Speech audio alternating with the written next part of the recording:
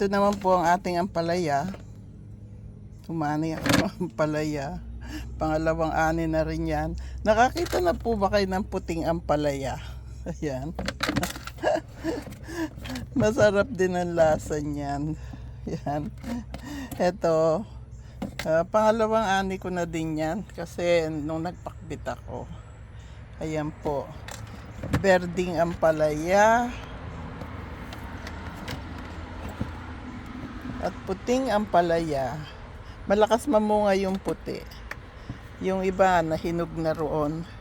Ayan, kagaya nito, nahinog na siya rito. May isa pa dyan na nahinog na din. Hindi ko na kinukuha, binhina yan. Pagkaganyan. Ayun, meron pa palang isa rito. Kukunin na din kita. Ayan po, ang puting ampalaya. May isa doon, nahinog na ng todo. Ayun. Okay lang.